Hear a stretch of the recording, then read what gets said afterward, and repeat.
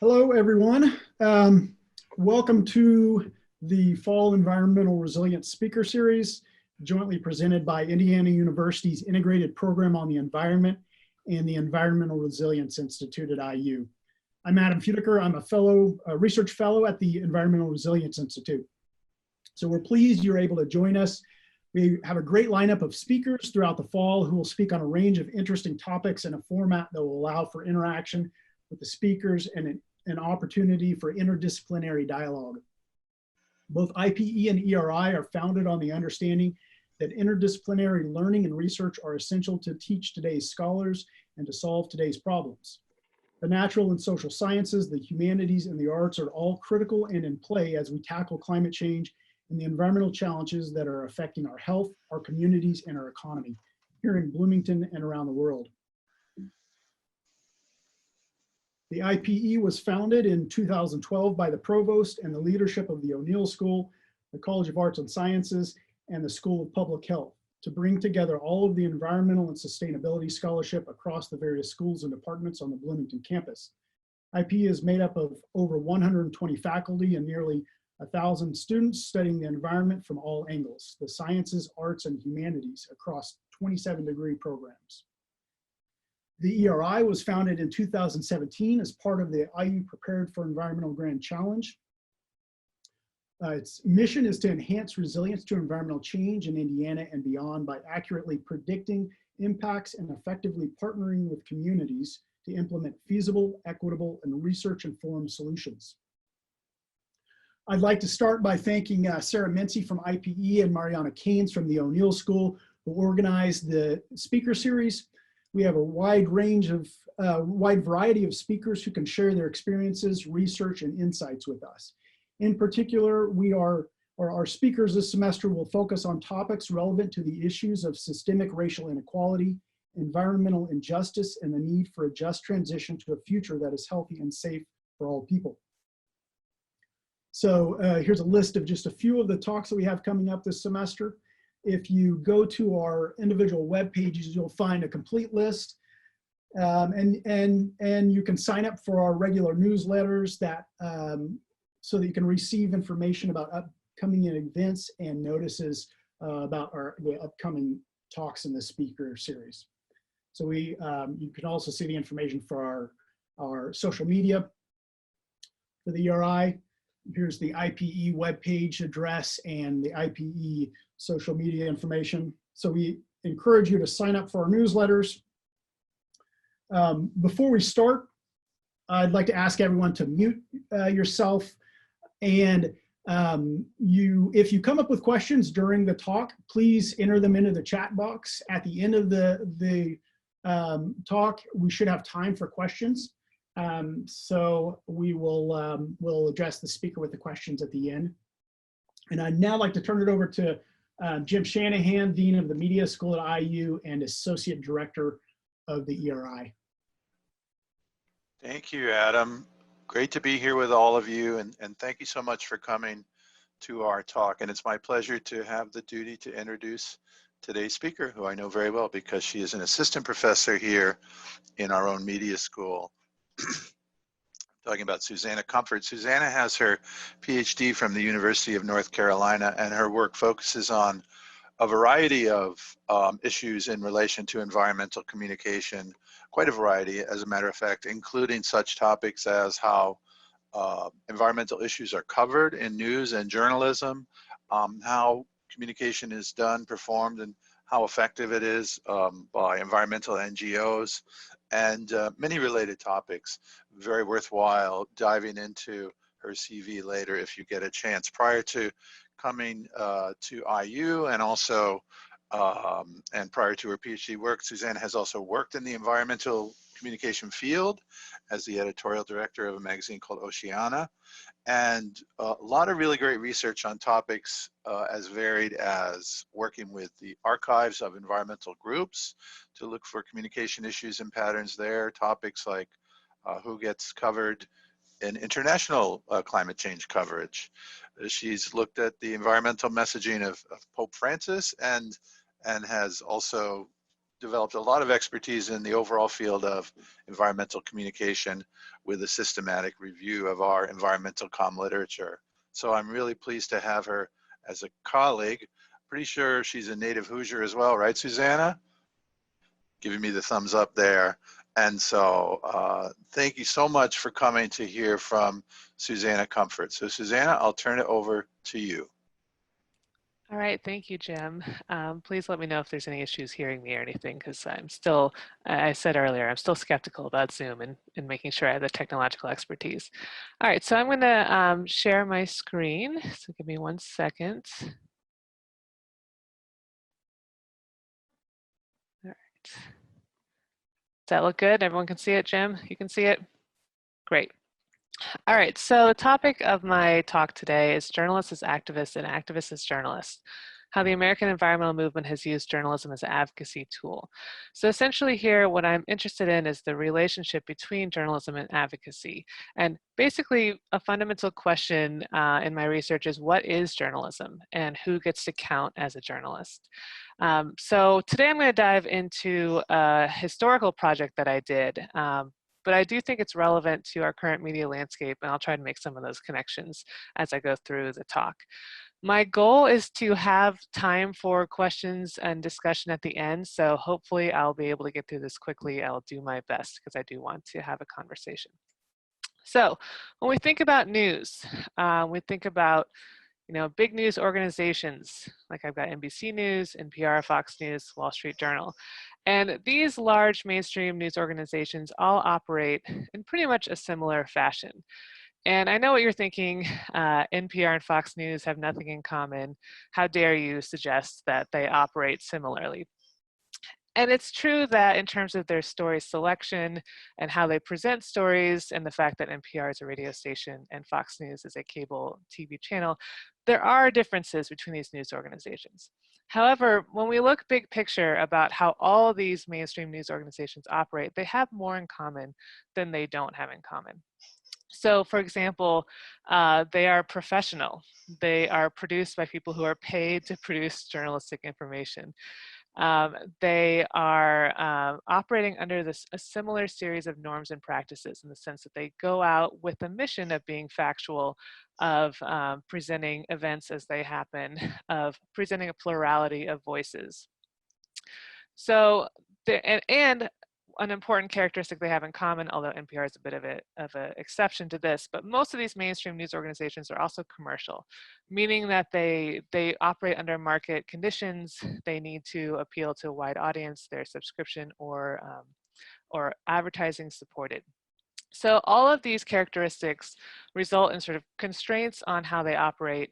And even if you disagree with some of the coverage you see from different news organizations, they are going out with a mission to be factual and to present multiple points of view. They may not execute in a way that's always satisfying, but they're all operating under these same basic assumptions about what is journalism. However, when we sort of step back to think about other definitions of journalism, we can start to include other forms of doing journalism. So I've posted a couple of historic examples here. So the North Star to the upper left there, that is Frederick Douglass's abolitionist newspaper. Below that, I've got a socialist newspaper. And we've got here an example from the LGBT press. So in addition to these large mainstream kind of general interest news organizations that operate sort of in commercial market-based orientation, we also have a whole universe of smaller niche or alternative presses that are presenting alternative points of view. So today, abolition would be a mainstream perspective, but it was not a mainstream perspective when Frederick Douglass was writing about it. Other sort of outside the mainstream thought, like socialist thought or LGBT rights, etc., were historically excluded from our national news organizations, because national news are sort of big picture, commercial, general interest news, aims towards the middle in terms of American values. And when a group presents an alternative worldview or perspective, it's often excluded from those mainstream news organizations. They just don't receive coverage.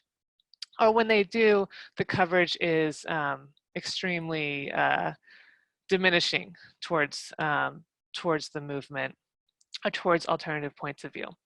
So this type of journalism has been around for, in the history of the United States as long as we've been around. And it goes by a number of different names: alternative journalism, dissident, advocacy, or social movement journalism. And it has some characteristics that are fundamentally different from our traditional mainstream journalism. One is that it's often non-commercial, meaning it's produced by amateurs. It's funded in some alternative way, may get some advertising funding, may get some subscription funding, but they're often seeking other formats to fund these publications. They're written by people whose primary identity may not be journalist. It may be activist with journalist kind of as a secondary identity. And they're not as interested in presenting a plurality of points of view, because their point of view is excluded from the mainstream. They don't really feel the need to quote unquote balance their point of view with a mainstream point of view that has historically suppressed their point of view. So the orientation and the way these alternative presses function has been really different from the mainstream press. And there's been a lot of good scholarship on, the African American press and American history, LGBT press, and these other social movement presses. So this quote just kind of summarizes what these alternative presses are doing. The capacity of a society to learn and respond to changed conditions is thus dependent on the generation of alternative worldviews, the open communication of these realities into the general stock of common knowledge, and the use of this knowledge in the development of social institutions. So there's two ways that niche perspectives and social movements can do these things, generate alternative worldview. And one of those is through traditional journalism. So these commercial mainstream news organizations are a route for the generation and adoption of alternative worldviews because they provide this public forum and they have a really broad reach. However, mainstream journalism has more often functioned as an agent of social control rather than social change, meaning that if you were an abolitionist, you were unlikely to get your perspective represented in what would have been sort of mainstream commercial press back then. In more recent years, you can even see today in the way that the news generally covers, has been covering the protests/riots, depending on who's covering it, and that usually, even today, news coverage of protests tends to diminish the political aspirations of the protesters and instead focuses on the destruction and disruption to the social order. So journalists like to think of themselves as really progressive and pushing for social change, but usually the reality is not so progressive. So the basic questions that I am interested in, and I'm going to attempt to answer or address a little bit today, include: why do social movements choose journalism as a tool for furthering their goals, when traditional journalism hasn't really done a great job of representing social movements? What are the potential pitfalls for journalists operating in this uneasy space between journalism and advocacy? If you know anything about journalism, you know that one of the bedrock rules is that a traditional journalist is not supposed to be an advocate. They're supposed to be a dispassionate observer. And the social movement or alternative press violates that assumption because participants in social movement journalism are also participants in the movement. So there's a gatekeeping action that goes on where traditional journalists don't want to acknowledge that social movement journalism or advocacy journalism also performs journalistic functions. How do advocacy organizations balance the requirements of the journalism field with the requirements of the advocacy field when they're operating under two very different sets of norms and assumptions? And to bring it to our current media climate, what does it mean for journalism and society as we see more and more advocacy, nonprofit, and/or nonpartisan news organizations entering the field? So I'll kind of address it at the end. I'm not going to answer all these questions, of course, because this is a lot, but these are the sort of the general guiding ideas. So in my particular area of expertise, what I'm interested in is the environmental movement. And as a social movement, the environmental movement has been an interesting one because it is one of the most mainstream of social movements, which is a bit of an oxymoron because usually social movements exist sort of opposite the mainstream because they want to change mainstream thinking. But at the same time, the environmental movement has had to push for social change and has dealt with conflict throughout its entire existence. So I won't go into a long, detailed history of American environmentalism in the interest of time. But let me just briefly sketch that there really wasn't much of an organized environmental movement until about the turn of the 20th century. That's when groups like the Audubon Society and the Sierra Club were founded. Wilderness Society was a little bit later in the 1930s. But these groups operated primarily as niche special interest groups that were interested in narrow topics. Sierra Club was very focused on Western mountains, Yosemite area, California specifically, and preserving those areas. Audubon was very specifically focused on bird conservation. So it wasn't until the 1960s that we saw kind of a shift from niche special interest group that had small memberships in the low thousands to a mass social movement. And the difference between being a niche interest group and a mass social movement is the ability to capture the attention of a wide swath of Americans, average everyday Americans, rather than people who only care about mountains or birds.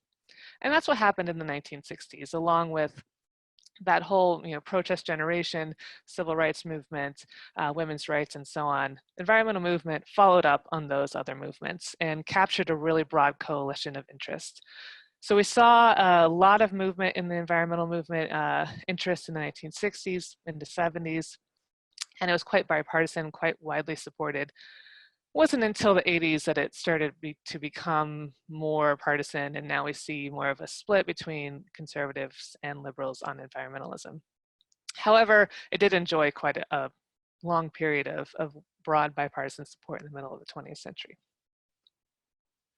So one of my interests is in how these organizations, many of which have now been around for over 100 years or close to it, use journalism and media as an advocacy tool, meaning that when they were going out saying, look, we want to get better policy for bird protection, we want to protect, set aside more acreage for wilderness protection, that they weren't just doing, behind the scenes lobbying, although they were doing that.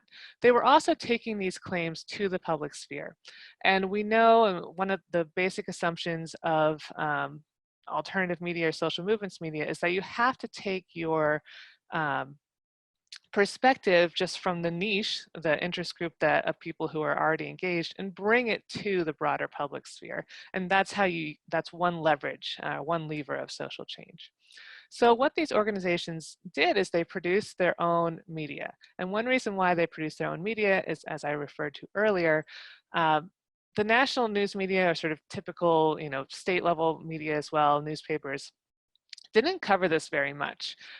Environmental journalism as a beat, meaning organizational sort of section or resource, a place where news organizations would spend resources. Environmental journalism as we know it now really didn't exist until the late 1960s, so well after the public had gotten really engaged with environmentalism. So you couldn't really take these claims just to the press because the press was not very interested. It was not viewed as news. Someone has to make it news. So what these organizations did instead was produce their own news. They performed a journalistic function, and they produced these membership magazines. I have some examples up here. Audubon and Sierra magazines are still existing today and have circulations in over 500,000 each. Wilderness no longer exists. It folded in, I think, the early 2000s, but it did exist from the 1930s until then. And all of these went from being very small membership-oriented magazines that had a circulation of a few thousand to more general interest, going beyond just the niche group that already cared about their issues, trying to take it to a broader public. And so even today, this is from Audubon Magazine from 2 years ago, they're using the language of journalism to convey their legitimacy. So this is an editorial by the then editor-in-chief of Audubon Magazine. And he's drawing a really interesting distinction here. He says, odd as this may sound, Audubon, italics, is not Audubon. not in italics. The magazine is functioned as an independent journalistic entity, published by the National Audubon Society and covering topics of interest to the organization members for the entirety of its 100+ years and counting. It's not a house organ. Its value derives entirely from its integrity. You can trust what you read here is factually accurate and fair, blah, blah, blah. So you see that he's making a claim that, look, we're doing journalism. This is our line in the sand. Don't tell us that we're not. We're really doing this. So one thing I went and I looked at in the archival research that I did was I went and I wanted to understand what these organizations were thinking when they redeveloped these magazines from being quite niche oriented to general interest, conservation, or environmental publications that would push forward the environmental cause. And especially in the case of Audubon, it became a nationally awarded magazine. It was the first advocacy produced publication to win a National Magazine Award for reporting excellence in the 1970s. So it was kind of the flag bearer for this genre of publication. So what did I do for this project? I actually went and, let me go back to, this is a more pleasant slide. I went to the organizational archives of these 3 organizations. Sierra Club archives are located at the University of California in Berkeley. Audubon organizational archives are located at the New York Public Library. And Wilderness Society's archives are at the Denver Public Library. So last year, with a little bit of funding from IU as well, I was able to go to these archives and look into what were the conversations inside the organizations about adopting journalism to try to further their social movement goals. So actually the first organization to broach this idea within the environmental realm that I could find was the Wilderness Society. And I apologize for the quality of this slide. That's going to be a theme. But this is a letter from Howard Zonisser, who was a founder of the Wilderness Society, to the president of the Wilderness Society, Harvey Broom, in the 1950s. And he says, "A matter that's been in my mind is the need for a more forceful, interpretive journalism in our field of conservation. For a periodical that would be independent of inhibitions arising from off-the-record cooperation and confidences with officials and other organizations that would come out promptly and currently with news and editorial interpretation." And then skip to the next paragraph.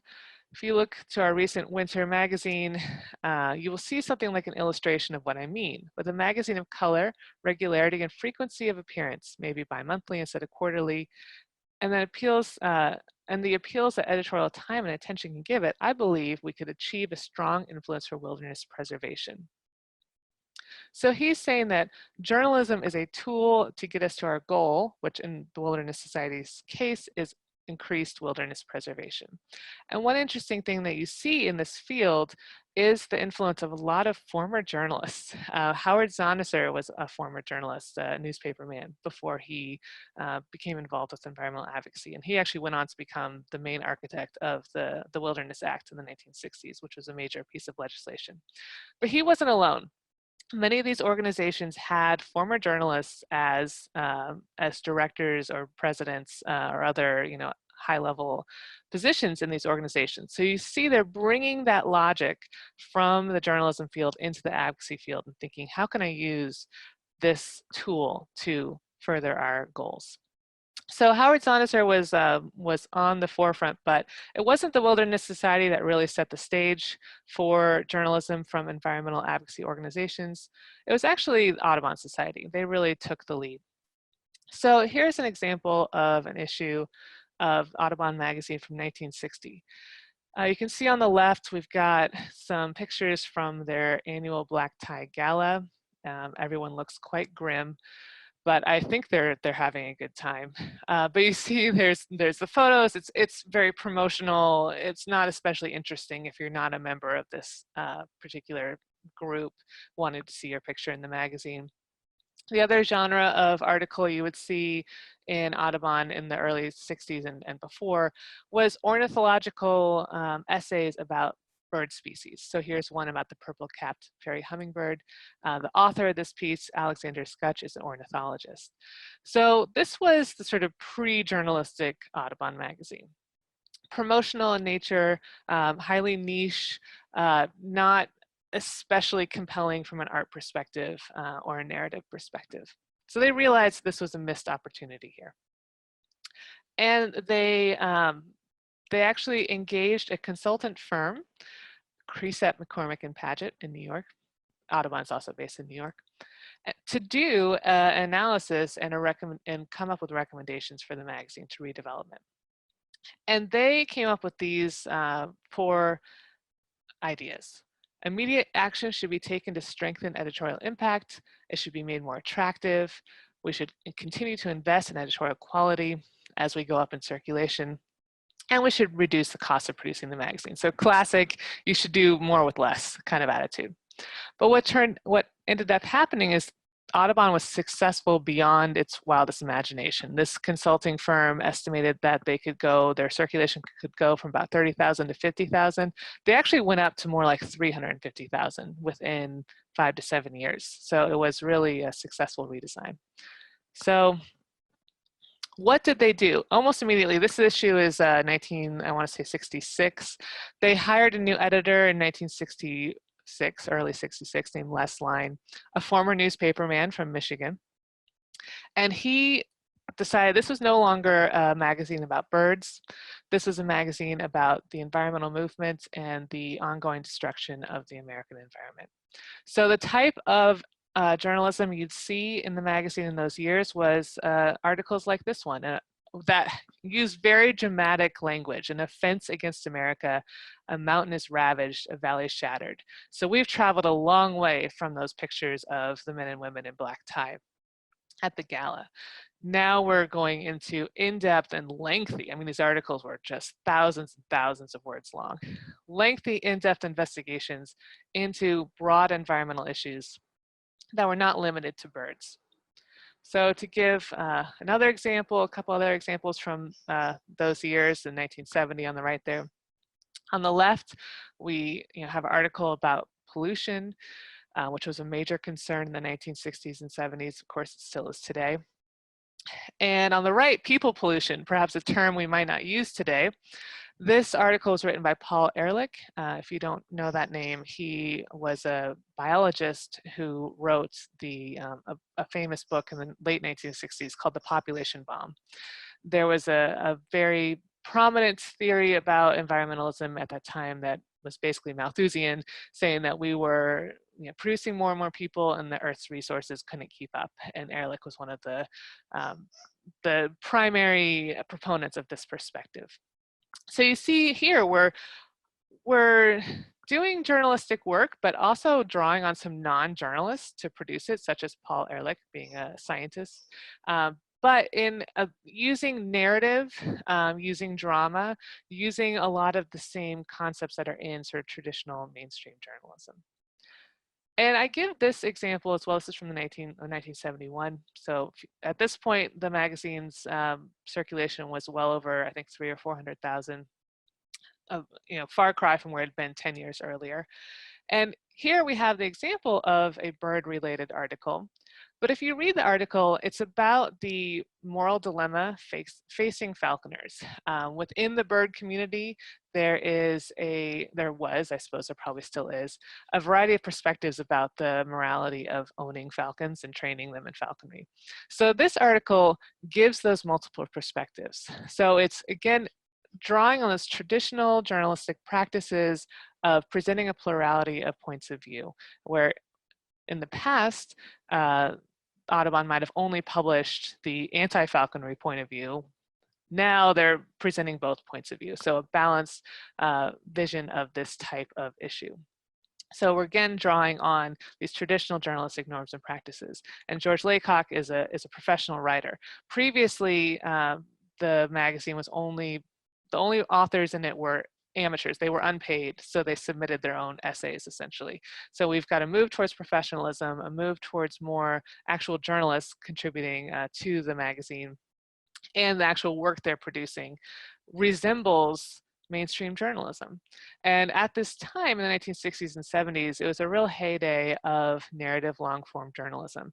And there was a broader conversation ongoing about how should journalism be produced, and is it possible to be a dispassionate observer. At that same time, we saw the rise of what was then called new journalism, which you may be familiar with when you think of Joan Didion's work, and there are numerous, what's his name?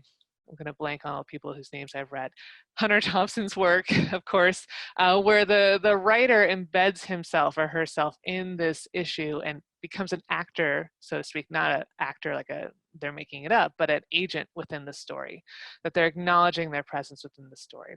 So there is this broader questioning of what does it mean to be a journalist. And I think it kind of cracked open the possibility that an advocacy press like Audubon Magazine could be one of those journalistic outlets, be considered journalism if we're questioning what are the fundamentals of journalism at this time. So did it work for Audubon Magazine? It absolutely did from a circulation point of view. They went from, let's see, 1965, less than 40,000 in circulation to over 300,000. And that was just within about 1 decade of redeveloping the magazine. So they are able to sell ads, which raised a whole other bevy of questions because they sold ads to timber and oil companies, which raised some controversy within the organization. And really broadened the reach and helped the claims of the environmental movement reach a more mainstream audience. What ended up happening was the magazine was so popular, it was actually read by both environmentalists and groups you might consider non-environmentalists, because you might have it at the dentist's office, for example. So if they ran an article about oil companies, they would often follow it up with a letter to the editor from the oil company disputing claims made in the article. And that way it served as a forum between multiple points of view. So what did it mean from an internal point of view? So you have an advocacy organization, its goal is to increase bird protections. It doesn't identify fundamentally as a journalistic organization. So here is the example of a memo from the president of Audubon Society, Carl Buchheister, in, I can't remember the exact year. This was about 1966, I believe. And what he's referring to an article that was about to get published, and he says, I disapprove 100% of our publishing this article or even aiding and having it published elsewhere. It's no good. The article could expose us to libel suits. This is the kind of article that involves policy decision of the board level. So here he's saying you don't have full autonomy, editor, less line, to do whatever you want. We have to be cautious. We can't just publish anything because we could get in trouble. Here's another example where an internal conversation revealed some of the dynamics at play here. So this is a memo from the Vice President of Science. He was one of the science directors for the Audubon Society, to the editor of Audubon Magazine. And he says, I offer to personally review, if time permits, articles 1 and 2, and volunteer gene services, if time and logistics permit, to review 3 for general scientific content and accuracy. So he's just saying, let us take a quick look, a little fact check on your work. And this was Les's response. You don't have to read the whole thing, but it basically says, no, thank you. And when we want your services, you will be asked, and don't hold your breath. So here he says, we will not routinely submit all articles for review by you and your staff, and that it is our historic procedure to submit galley proofs of all articles to the Society President as publisher of Audubon. Beyond that, the responsibility for the content of Audubon lies with the editors and authors. So from the editor's perspective, Les Line, he's saying, look, we're journalists. We take responsibility for our material, and we are not going to allow you, our colleagues here in Audubon Society, to get involved. We make the decision. We're operating as a journalistic entity. And so Les Line and these other editors would often draw this line in the sand. But the reality was actually a bit more nuanced in terms of whether non-editors within the organization could influence the content of these magazines. And one reason why this was an issue was because readers could not distinguish between Audubon in italics and Audubon Society, which I think is reasonable. So this is from a letter to the editor. No matter how you may say that the reader of Audubon Magazine should know that the Society is not endorsing every view expressed in the articles, nevertheless, the readers of that magazine are going to feel that it's being used as a forum for the expression and views of the writers. And they're going to translate that into a feeling that we endorse those views. Actually, I believe this is not a letter to the editor. This is from one of the board members of Audubon Society. So he's saying, look, how can we expect our readers and audience to read articles and say that's not the Audubon Society view when it's in Audubon Magazine, which is a fairly reasonable question. Here's a memo from the chief scientist at Audubon Society who had a long-running campaign against Les Line in the magazine. Everywhere I go in the nation, Texas, Florida, California, I run into objections about the Society's stance as represented by Audubon and editor Line. If you have been at all inclined to view my feud with Les as a personal problem, I urge you to inquire more carefully because I think the Society has a serious problem on its hands. So here again, he's saying that, look, people think the organization is the magazine. And this presents a real problem for us when we don't endorse all the views in the magazine, but it says Audubon on it. So this conversation, I found a million examples of it, not just within the Audubon Society, but also the Sierra Club and Wilderness Society records, that doing quasi-journalistic or journalism work within the confines of this type of organization is really fraught because of these confusions about what editorial independence means, if you can have that, and how other people are going to perceive you, the organization, or the journalistic entity as social movement actors, as journalists, etc. So to summarize those points, the problems with doing journalism within the boundaries of a non-journalistic entity with its own social change goals. Editorial independence will always be negotiated. So I actually gave a version of this talk to the National Audubon Society in January in New York. And after I concluded the talk and I went into a bunch more examples of conflict between the editorial team and the board of directors and other staffers at the Society. And the first thing someone said was, you could swap out all the years for 2020 and it would be the same. So even today, these conversations are the same. Like, what does it mean to produce editorial content? How can we reflect the organization, but also have confer the legitimacy of independence, of factuality, etc. Another thing that will always happen is that traditional journalists will continue to seek to exclude advocacy presses from the quote-unquote club. So to give an example, the Society for Environmental Journalists is the main trade organization that represents environmental journalism in the US. And they have membership rules where if you receive most of your income from a quote-unquote advocacy press, you can't be a full member of the Society of Environmental Journalists, which is really challenging for freelance journalists, which most environmental journalists are because there aren't that many full-time environmental journalism positions. Freelance journalists, their income varies year to year. Their clients and outlets that they publish in vary year to year. And so they're being told, well, you don't count as a full journalist if you are writing for Sierra, if you're writing for Audubon, et cetera. So there's a gatekeeping action going on that I think is ultimately a bit fruitless and undermining to the Society of Environmental Journalists, but it's happening. And then lastly, the other thing I want to touch on is that even in a social media reality, so the examples I just gave are from the 60s and 70s, you think, oh, the media landscape has changed so much now. I would say yes, but traditional journalism in the form of these big mainstream news outlets still continue to be an important pathway to legitimacy, scope enlargement, and mobilization. By which I mean that there are examples of social movements that we can name just even the last few years where social media was the primary format where people communicated and created an imagined community. And that has kind of replaced in many ways what these magazines did 30, 40 plus years ago, because they also served to create a forum and an imagined community of supporters of people who are geographically dispersed. So now we have social media performing that role.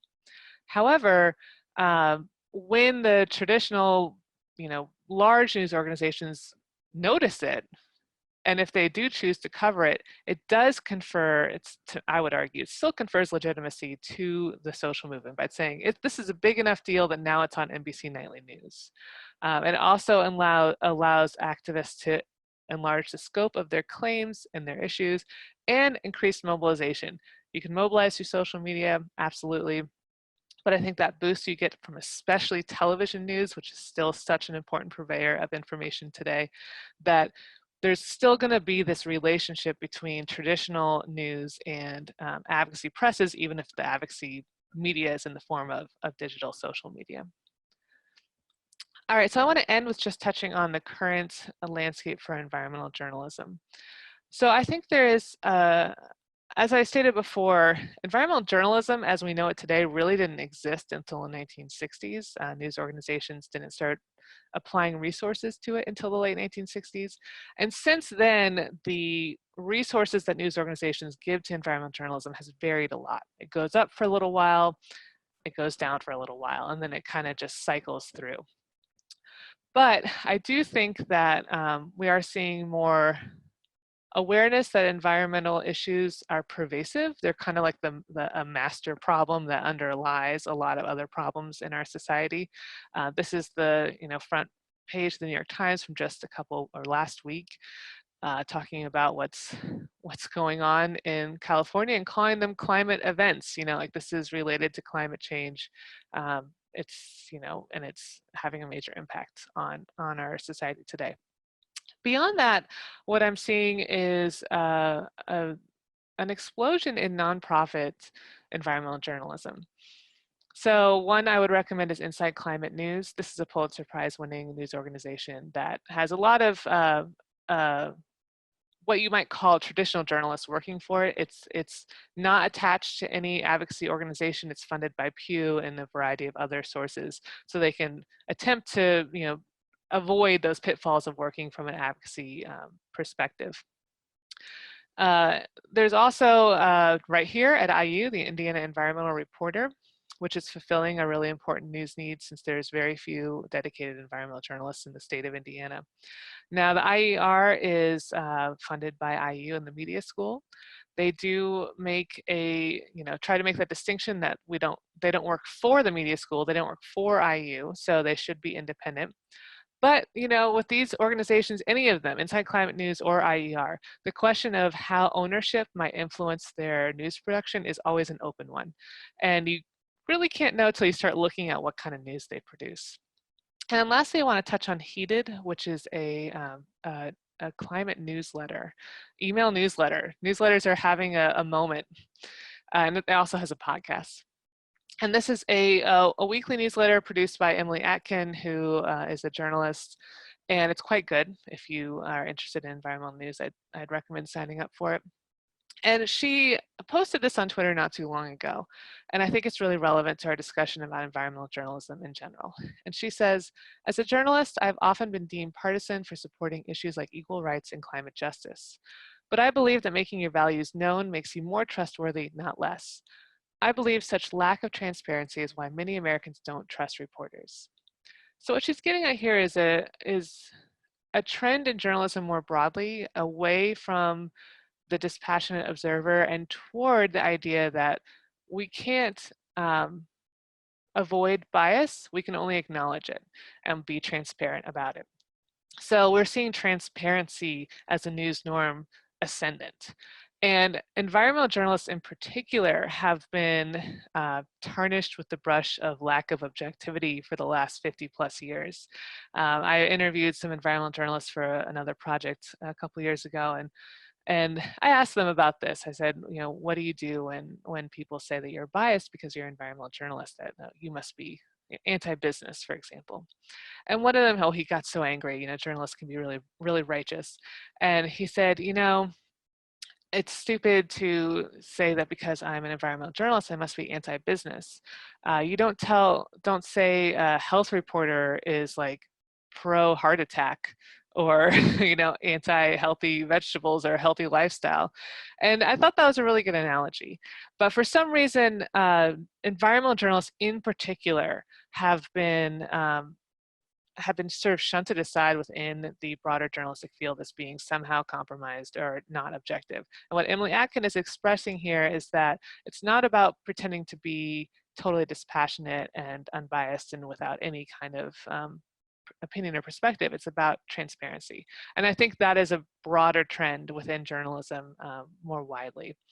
So with that, I think I'm going to end it because I would like to have a conversation for a few minutes before we end. So thank you so much for your time, and perhaps we can talk for a little bit. Thank you, Susanna. Susanna, can you hear me okay? Yes. Okay, thank you so much. So let me first remind folks that if you have questions, you can submit those to the chat and I will ask them of Susanna. And so just type away and those will get in there really quickly. So while I'm waiting for those, let me start with, can you give a sense of what you perceive the overall frequency of coverage of environmental issues to be in all the forms of journalism that you mentioned when we compare it to all the other issues that compete for our attention? I would say on the whole, it's very low news priority. I think you see spikes in attention when there's a major sort of driving event. If there's a hurricane, for example, that is historic in some way because it's stronger, bigger storm surge, et cetera, then you might see a spike in sort of climate change related reporting. But usually it fades off. I'd say it's not a stable beat at most news organizations. Usually it's the kind of beat where a journalist might pick up because they especially want to do it and are interested, but there's very little institutional resources for environmental journalism. We just saw in the last few years, the New York Times and CNN both dismantled their climate desks that they had. They had both built a pod of 5 to 10 reporters who worked specifically on the climate beat. And then after a few years, got rid of it. so you saw there was kind of a movement towards, we're gonna really dedicate resources to this, and then a fading away of those resources. And I've seen that pattern when I've looked at it from a historic perspective. It's been pretty much that pattern since the 1960s. There's a big wave. From 1968, editor and publisher reported, I think, 2 environmental journalists in the United States that labeled themselves as environmental journalists. By 1970, there were over 100, but at newspapers. But Yeah. today, I mean, the number of newspapers that have an environmental journalist are very few. I think the Indianapolis Star only has them because they're grant supported.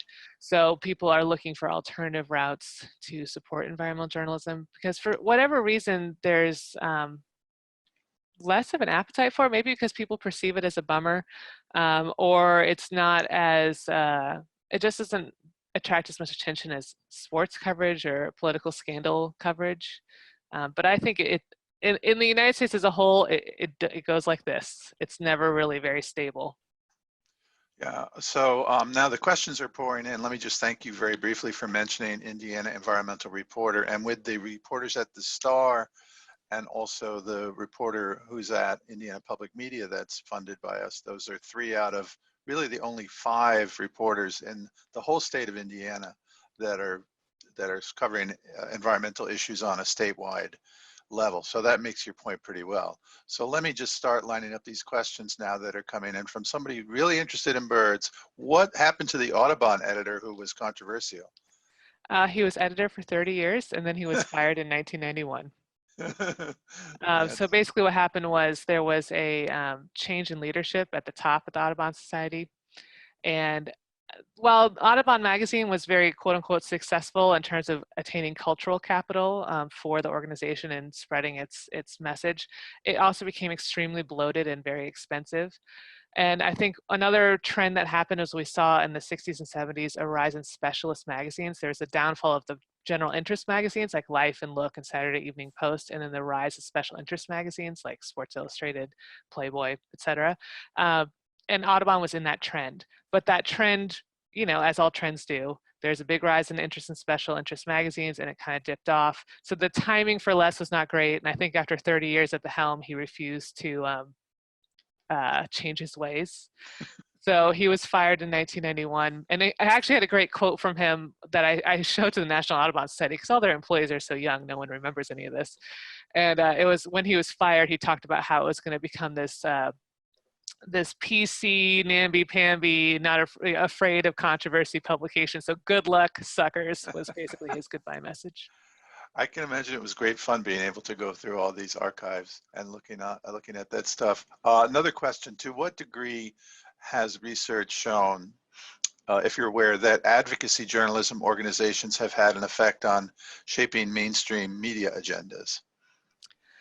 I think that my understanding of that literature is that it has shown to have an effect. But what has happened was, particularly with the rise of digital media, allowing pretty much anyone to be a publisher. So producing a magazine like Audubon is quite expensive and resource intensive. But with the rise of digital media around the turn of the 20th century, that changed the landscape. And if you all remember, political blogs were a really big deal, and they were a alternative venue for different political perspectives that weren't really necessarily being as represented in the big mainstream news organizations.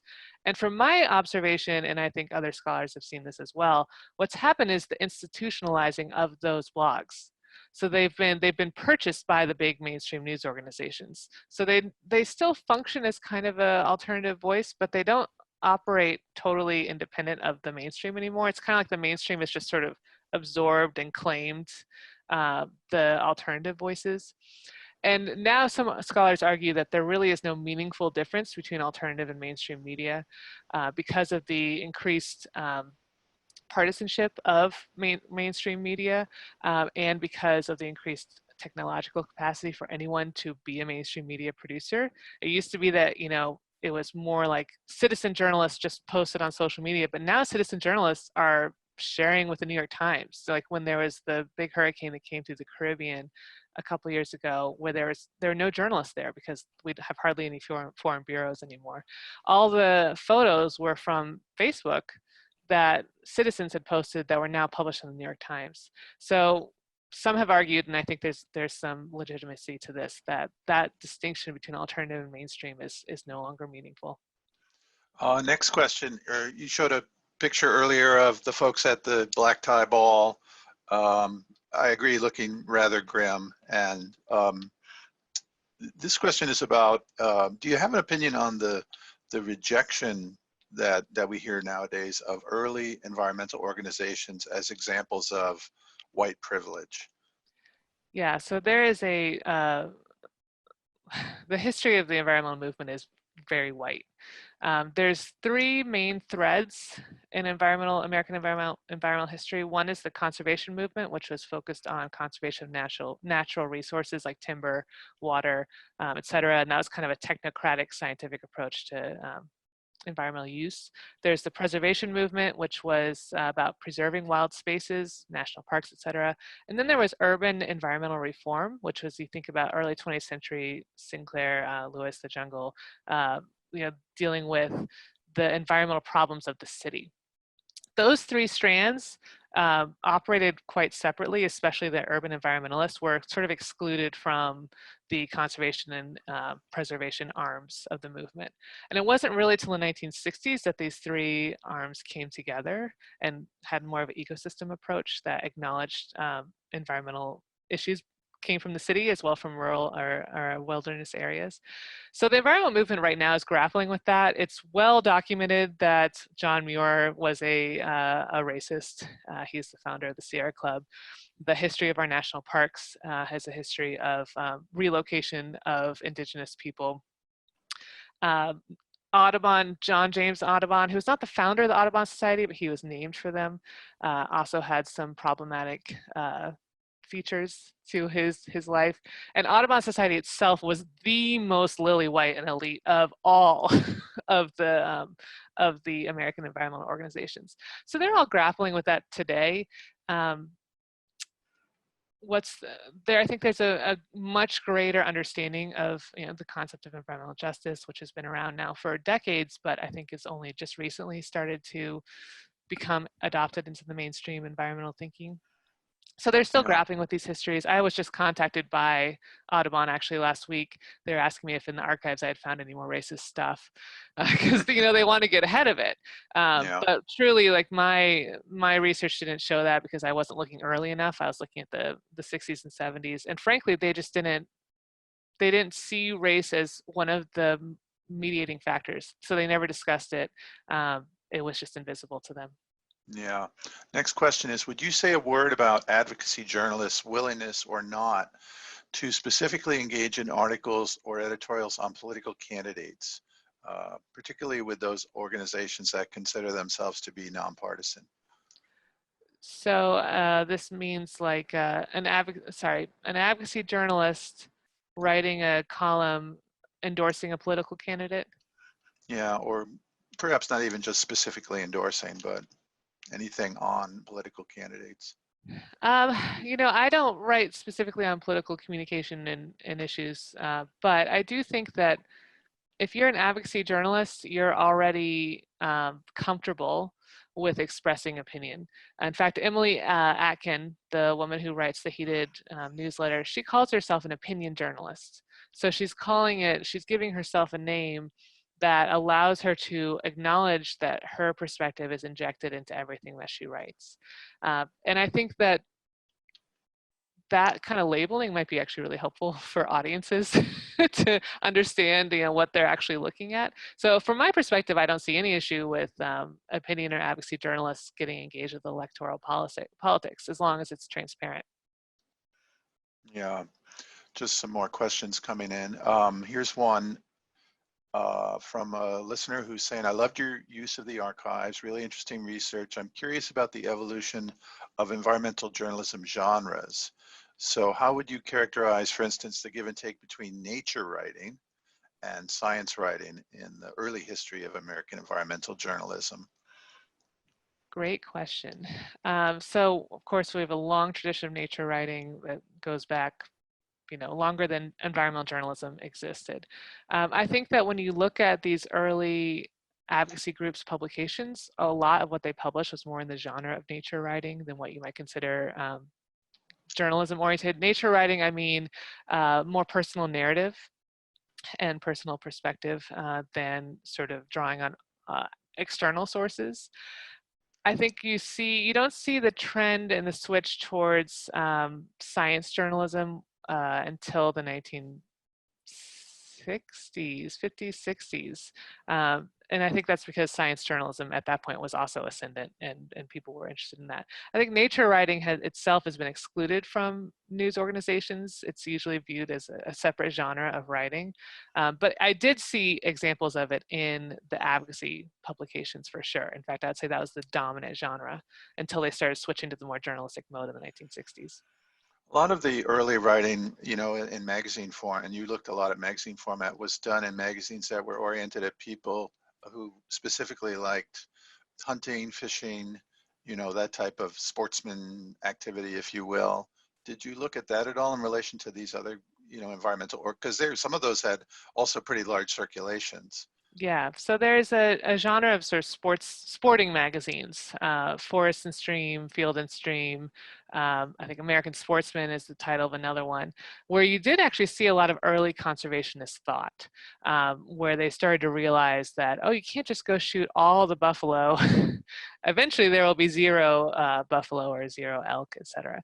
So there are great examples of early conservationist thought in those magazines. And in fact, some of their editors, George Grinnell was the editor of Forest and Stream, and he went on to become an early member or founder of the Audubon Society. So you see again these connections between editorial roles and advocacy roles, and I don't think that's exclusive to environmentalism. That's just my area of expertise, but I think it's not a coincidence that people who recognize the public sphere as the space where power is decided are people who are already working in that kind of space, and they can see the levers at work when we get that issue out, and it can influence policy or social change. Well, Susanna, we're run out of time. I do have some other great questions here for you, so I will save those in the chat and make sure you get those. And so thank you so much. That was a really fascinating talk. Of course, I knew your work, but this is my first chance to hear how deeply you dived into the archives. That was really cool. So thanks so much for being on. Oh, thank you, and I appreciate everyone attending. Yeah, and I want to thank Adam for his role here. Adam Schudiker, thanks. Thanks to IPE and ERI for sponsoring this. So come back and see us all again very soon. Bye, everyone.